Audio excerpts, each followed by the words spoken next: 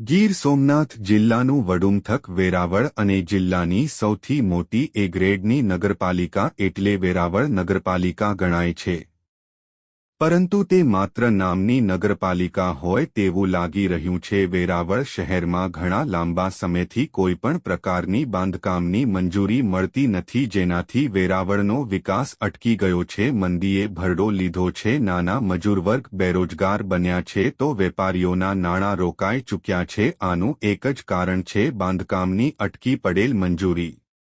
વેરાવળમાં સબપ્લોટિંગ tenement સિસ્ટમમાં મંજૂરી તો આપતા જ નથી, તો ઇમ્પેક્ટ ફીના નિયમો પણ એટલા જટિલ બનાવ્યા છે કે કોઈપણ મકાન માલિકને મંજૂરી મળી જ ન શકે. આવું માત્ર ને માત્ર વેરાવળ શહેરમાં જ છે.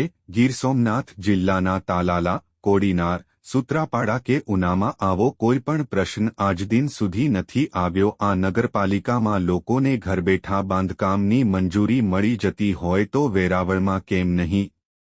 શું વેરાવળની નેતાગીરી નબળી છે? નગરપાલિકાના કર્મચારીઓ સત્તાધીશોના કહ્યામાં નથી કે કોઈ અન્ય કારણ? પણ હાલ તો વેરાવળની પ્રજા મંજૂરી વગરના બાંધકામથી હાલાકી ભોગવી રહી છે. ત્યારે આજરોજ વેરાવળ બિલ્ડર્સ એસોસિએશન દ્વારા મંજૂરીને લગતી સમસ્યાઓ બાબતે એક મીટિંગ રાખવામાં આવી હતી, જેમાં બાંધકામને લગતા બિલ્ડર્સ, વકીલો, એન્જિનિયરો સહિતની બહોળી હાજરી જોવા મળી. આગામી દિવસોમાં ભાજપના સાંસદ રાજેશ ચુડાસમા તથા પ્રદેશ ભાજપ મંત્રી ઝવેરીભાઈ ઠકરારને રજૂઆત કરી ઉચ્ચકક્ષાએ મુખ્યમંત્રીને રજૂઆત કરવા વેરાવળ બિલ્ડર્સ એસોસિએશન જવાનું છે. કેટેગરીમાંથી E2 કેટેગરીમાં લીધેલ છે, એટલે એમાં પેલું આપણે 40% રિઝર્વ આવે છે.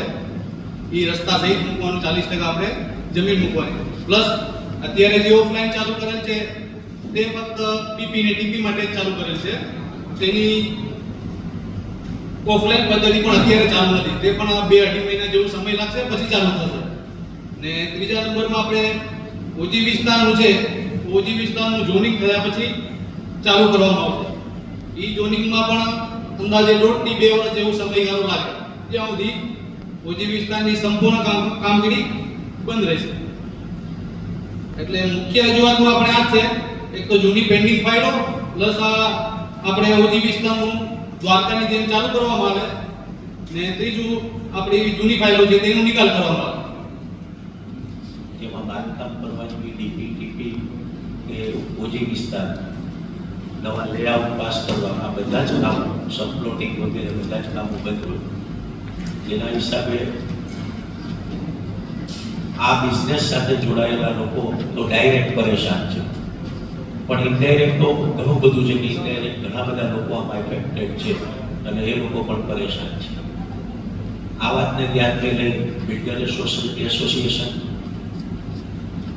Revenue development association, engineer association, આ બધાના એક સામૂહિક પ્રયત્નથી આજની આ મીટિંગ બોલાવી છે.